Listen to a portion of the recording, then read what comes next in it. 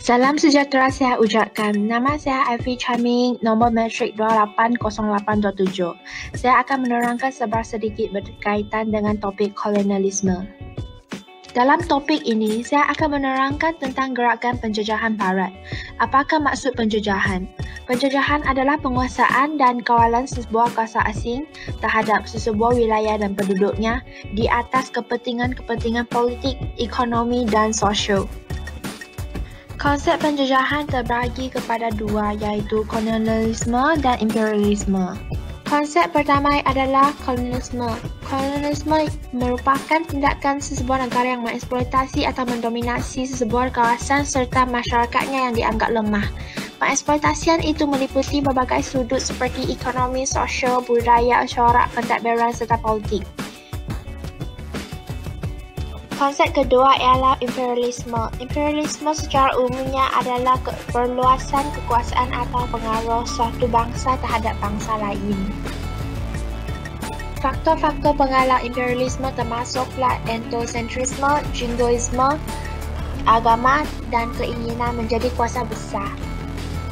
Faktor pertama adalah etnosentrisme. Etnosentrisme adalah satu kepercayaan yang meyakinkan bahawa bangsa sendiri lebih mulia dari bangsa lain, yang akan menimbulkan rasa bangga diri atau megah dengan bangsa sendiri. Pihak lain akan dipandang sebagai hina dan tidak bermaruah. Faktor seterusnya ialah faktor agama. Kuasa imperialis menganggap mereka mempunyai misi agama untuk menyelamatkan manusia daripada kegelapan seperti penindasan dan ketidakadilan terutama di negara mundur. Jadi wujudnya persaingan perkembangan agama antara golongan Katolik dan golongan Protestan. Seterusnya, keinginan menjadi kuasa besar. Penjajah ingin mengangkat martabat sebagai kuasa besar di kalangan negara barat. Contohnya 1870-an. Faktor ini menjadi tonggak kepada proses imperialisme, iaitu orang Inggris mendakwa mereka paling berkuasa untuk menjajah negara-negara di benua Asia dan Afrika. Jingoisme. Istilah jingoisme merujuk kepada semangat patriotisme yang berlebihan dan terutama berperang yang membawa kepada dasar luar yang agresif atau membuli. Jingoisme juga dikenal pasti sebagai semangat patriotisme yang fanatik sehingga membenci bangsa lain. Jingoisme memenuhi dengan konsep white man burden. Mereka mendakwa bahawa mereka lebih maju dan bertamadun. Mereka berasa bertanggungjawab untuk memimpin orang timur ke arah kehidupan yang lebih sejahtera. Faktor penggalak kolonialisme terdiri daripada 3G, iaitu Gold, God, Glory. G pertama iaitu God menunjukkan penjajah ingin mengembangkan agama Kristian, dan G kedua, Gold, menunjukkan penjajah ingin mencari sumber bahan mentah atau kepala pada tanah. G ketiga, Glory, menunjukkan penjajah ingin mencipta nama sebagai kuasa besar dunia. Sebelum Tanah Melayu mendapat kemerdekaan, Tanah Melayu telah dijajah oleh beberapa kuasa asing iaitu Portugis, Belanda, British dan Jepun. Secara keseluruhannya, negara kita telah dijajah selama 446 tahun dari 1511 hingga 1957.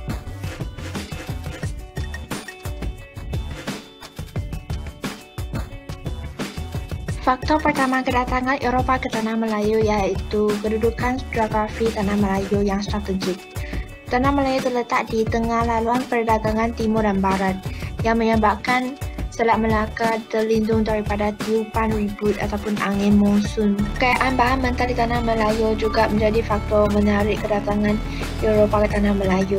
Tanah Melayu kaya dengan hasil bumi seperti rotan, kapur baru, biji timah dan 400. Revolusi perindustrian di Eropah juga mengalahkan pencarian biji timah. Seterusnya, penjajah juga mencari penghalang untuk mengawal kuasa perdagangan di Kepulauan Hindia Timur disebabkan penjelajahan yang giat dilakukan oleh negara barat. Jadi perlu ada pangkalan baru. Faktor yang keempat, pasaran baru. Revolusi perusahaan atau perindustrian di Eropah menyebabkan lambakan hasil buatan di Eropah. Jadi perlu ada pasaran baru bagi menjual produk tersebut. Persetujuan dianggap sebagai penyelamat manusia yang dipercayai wujud di sebelah timur yang dapat membantu mereka memerangi orang Islam. Faktor-faktor campur tangan British di Tanah Melayu. Faktor pertama ialah faktor ekonomi. Kedudukan Tanah Melayu sebagai sumber bahan mentah sebab Tanah Melayu kaya dengan biji timah. Faktor yang kedua iaitu faktor ancaman dan persaingan pengaruh asing. Kuasa Barat bersaing untuk mendapatkan sumber kekayaan tanah Melayu. Persaingan antara Perancis dan Jerman. Pergolakan politik di tanah Melayu juga merupakan salah satu faktor campur tangan British di tanah Melayu. Perebutan kuasa khasnya di Perak mencetuskan keadaan tidak selamat untuk perdagangan biji timah. Perubahan pucuk pimpinan di Britain berpihak pada parti konservatif, menggesa dasar luar yang lebih terbuka terhadap penjajahan. Faktor kelima, penentangan terhadap penjajahan dan sabotaj perdagangan. Penentangan dari warisan Kesultanan Melayu Melaka berlaku terhadap British. Wujudnya sabotaj perdagangan di laut. Berikut adalah dasar-dasar penjajahan British dari segi sosial. Terdapat 3 dasar. Pertama sekali, dasar kemasukan imigran. Faktor wujudnya masyarakat majmuk. Masyarakat Cina dan India merupakan sumber buruh. Dasar yang kedua ialah dasar pendidikan. Dasar pendidikan yang tidak seragam telah mengetepikan orang Melayu. Seterusnya, dasar penempatan masyarakat. Penempatan masyarakat mengikut kaum, maksudnya lain kaum duduk di tempat yang lain. Dari segi ekonomi, dasar ekonomi moden telah diperkenalkan. Dasar ini telah menggantikan ekonomi tradisi. Seterusnya, pengenalan ekonomi mengikut kaum. Kaum Melayu menjadi petani atau nelayan. Kaum Cina menjadi peniaga atau pelombong dan kaum India menjadi pekerja estet. Inilah punca kesukaran kepada perpaduan.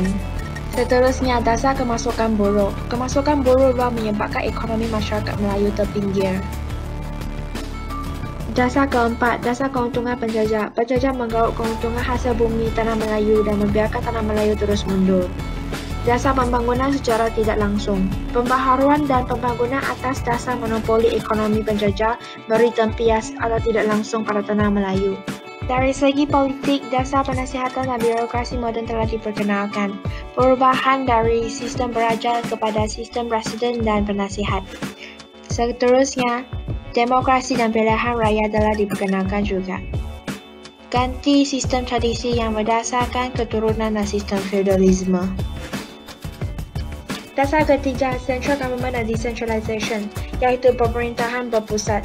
Hal ini telah menyebabkan sistem pemerintahan mutlak bagi negeri-negeri telah berubah.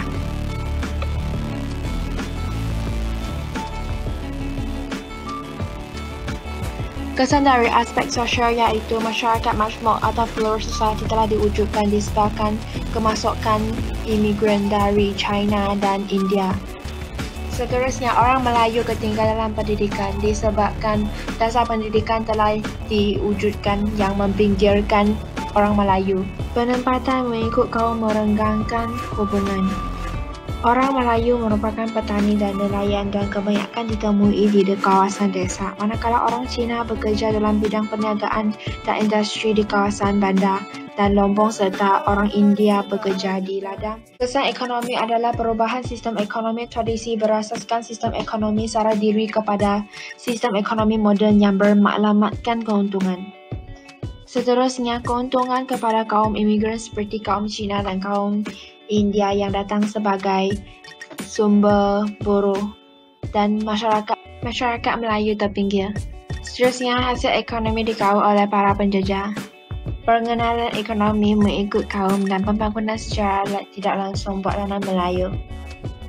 Kesan yang paling ketara akibat penguasaan Inggris di tanah Melayu ialah dari segi politik. Sebelum campur tangan Inggris di tanah Melayu, Sultan berkuasa mutlak untuk memerintah dan menguruskan hal-hal pentadbiran negara dan para pembesar berkuasa untuk memungut cukai daripada rakyat. Tetapi setelah kedatangan Inggris di tanah Melayu, kuasa-kuasa raja dan sultan telah terjejas. Kuasa raja menjadi terhad dan raja hanya boleh menyentuh hal-hal mengenai adat istiadat Melayu dan hal-hal keagamaan sahaja.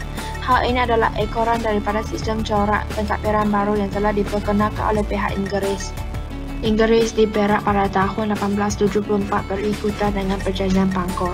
Sistem ini kemudiannya diperkenalkan pula di Selangor pada 1875 dan di Pahang 1888 dan Negeri Sembilan 1889. Sistem residen ini adalah satu bentuk pentadbiran Inggris yang dinamakan sebagai sistem pemerintahan tidak langsung di negeri-negeri Melayu. Peranan pembesar semakin hilang. Pembentukan pemerintahan dengan cara pilihan raya.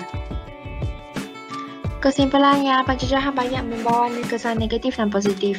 Penjajahan yang telah mencorakkan sistem pentadbiran politik, sosial dan ekonomi.